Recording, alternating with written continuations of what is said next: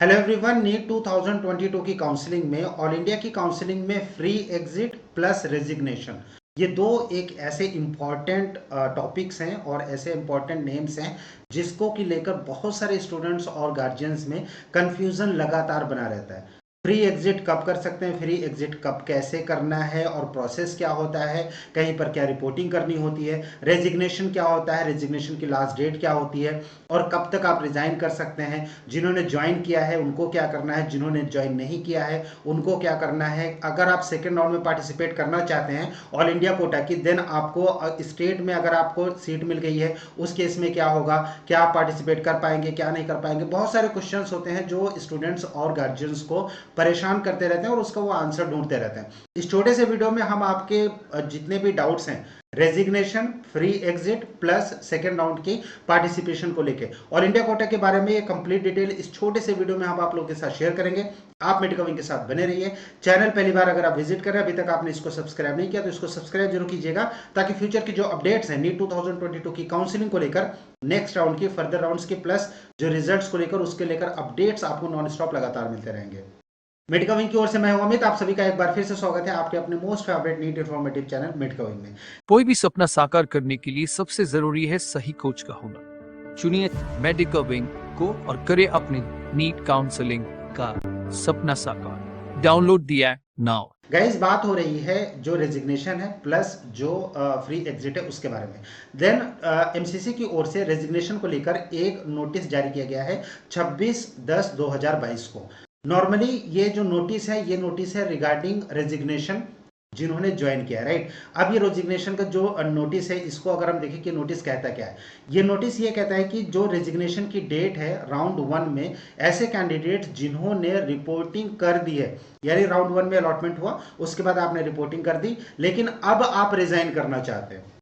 Upgradation के लिए अगर आपने ऑप्ट किया है, राइट, या फिर आपने रिपोर्टिंग नहीं करी है, तो फिर ये नोटिस किसी काम का नहीं है। ऐसे कैंडिडेट जिन्होंने अपग्रेडेशन के लिए ऑप्ट किया हो या फिर अपग्रेडेशन के लिए ऑप्ट ही ना किया हो, लेकिन वो फर्स्ट राउंड में जो सीट उनको मिली है जहां पर उन्होंने जाके रिपोर्टिंग कर दी है, लेकिन अब वो वहां से रिजाइन करना चाहते हैं। रिजाइन करने के बाद आपकी जो सीट है वो चली जाएगी, सेकेंड राउंड में जो नया सीट मिलेगा आपको, राइट, तो फिर आप उसमें पार्टिसिपेट कर पाएंगे। तो सेकेंड राउंड में जो नई सीट मिलेगी उसमें आपको एडमिशन लेना पड़ेगा। अगर नहीं मिलेगा तो फिर आपको कॉलेज नहीं मिलेगा। अगर आप रिजाइन कर देंगे तो ये कॉलेज जहां पर आपने रिपोर्टिंग की है ये आपके हाथ से चला जाएगा, करेक्ट। सो अगर सेकेंड राउंड में पार्टिसिपेट करना है, इसका मतलब ये नहीं कि राउंड 1 से जो सीट मिली है, आपने अगर एडमिशन लिया है तो फिर आपको वहां से रिजाइन करना ही पड़ेगा। रिजाइन ऐसे कैंडिडेट जो करना चाहते हैं कि हाँ, हमने रिपोर्टिंग तो कर दी लेकिन अब हम इसको रिजाइन करना चाहते हैं, तो रेजिग्नेशन की जो लास्ट डेट है वो 1 नवंबर 2022 रखी गई है 5 बजे तक। 2 नवंबर से न्यू रजिस्ट्रेशन स्टार्ट हो रहा है। न्यू रजिस्ट्रेशन किसको करना है ये भी हम आपको बताएंगे।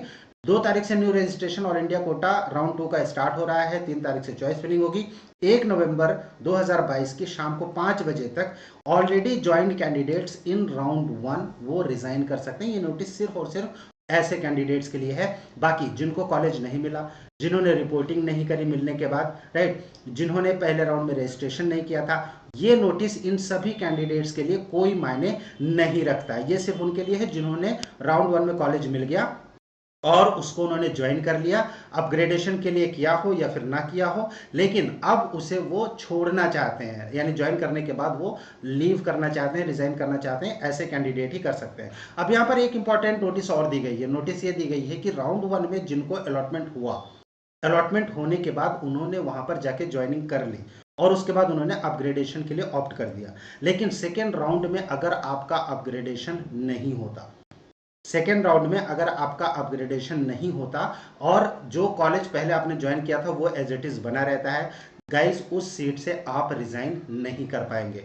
यहां पर एक इंपॉर्टेंट चीज आपको और ध्यान रखनी है कि ऐसे स्टूडेंट जिनको कि सेकेंड राउंड में कॉलेज अपग्रेड अगर हो गया, यानी पहले राउंड में उन्होंने जो ज्वाइन किया था उसके बाद सेकेंड राउंड में अपग्रेडेशन के लिए उन्होंने ऑप्ट किया और सेकेंड राउंड में उनको अपग्रेड हो गया, अगर अपग्रेड हो गया तो फिर आप कॉलेज छोड़ सकते हैं। आपके डिसीजन के ऊपर होगा कि आप उसको लेना चाहते हैं या फिर छोड़ना। लेकिन अगर आपका अपग्रेड नहीं हुआ, सेम वही कॉलेज बना हुआ है और आपने ऑलरेडी एडमिशन ले रखा है, तो फिर आपका एडमिशन सेकेंड राउंड के एडमिशन और सेकेंड राउंड के रूल्स के हिसाब से ट्रीट किया जाएगा, उसके बाद आप रिजाइन नहीं कर पाएंगे। एक इंपॉर्टेंट चीज और है कि सेकेंड राउंड में कॉलेज मिलने का मतलब ये नहीं होता कि आप उसे ज्वाइन करना ही पड़ेगा।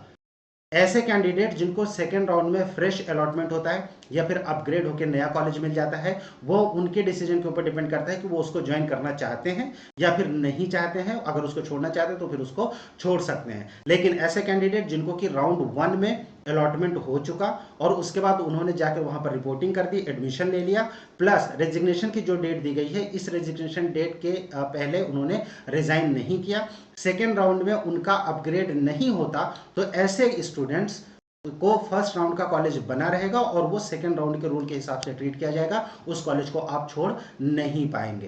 करेक्ट। सेकेंड राउंड में जितने भी अलॉटमेंट होंगे, चाहे वो फ्रेश अलॉटमेंट हो चाहे वो अपग्रेडेशन के हो, सेकेंड राउंड का अगर आपने एक बार एडमिशन ले लिया उसके बाद आप कॉलेज नहीं छोड़ पाएंगे, जो कि रूल है एमसीसी का और सुप्रीम कोर्ट की गाइडलाइंस है, राइट। लेकिन अगर सेकेंड राउंड में आपको फ्रेश अलॉटमेंट हुआ या फिर आपका कॉलेज अपग्रेड होकर नया कॉलेज मिल गया तो फिर आप उसको छोड़ सकते हैं, सिक्योरिटी आपकी फोरफिट हो जाएगी। अब फ्री एग्जिट के बारे में बहुत सारे क्वेश्चंस ये आते हैं कि फ्री एग्जिट कैसे करना है, क्या हमें कहीं रिपोर्टिंग करनी है, क्या हमें कहीं पर मेल करना है या फिर कहीं पर फोन करना है या कॉलेज में हमें इन्फॉर्म करना है। गाइज, अगर आप फ्री एग्जिट लेना चाहते हैं राउंड 1 में, जो कि पॉसिबल है, यानी आप अगर कॉलेज अलॉटमेंट हुआ और उसके बाद आप वहां पर रिपोर्टिंग नहीं करते, आप वो कॉलेज छोड़ देते हैं, तो फिर वो फ्री एग्जिट माना जाता है, आपकी सिक्योरिटी फोरफिट नहीं होगी।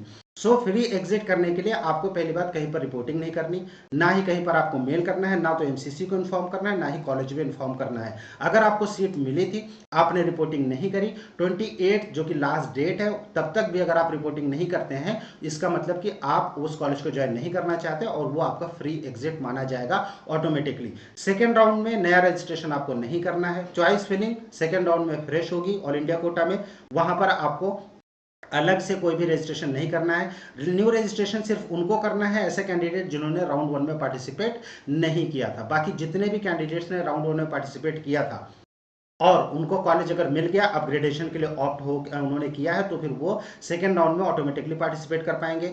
ऐसे कैंडिडेट जिन्होंने राउंड 1 में एडमिशन ले लिया लेकिन अपग्रेडेशन के लिए ऑप्ट नहीं किया, ये कैंडिडेट ऑटोमेटिकली इनएलिजिबल हो जाएंगे सेकेंड राउंड में। ना तो वो रजिस्ट्रेशन कर पाएंगे और ना ही अपनी आईडी से वो लॉग इन कर पाएंगे, क्योंकि अगर अपग्रेडेशन के लिए आपने नो किया है तो आपकी आईडी एमसीसी की ओर से ब्लॉक कर दी जाएगी, आप सेकेंड राउंड में पार्टिसिपेट नहीं कर पाएंगे। कौन से कैंडिडेट? जिन्होंने राउंड 1 में अलॉटमेंट हुआ, एडमिशन ले लिया और अपग्रेडेशन के लिए उन्होंने यस नहीं किया है, यानी उन्होंने नो किया है, तो ऐसे कैंडिडेट सेकेंड राउंड में पार्टिसिपेट नहीं कर पाएंगे।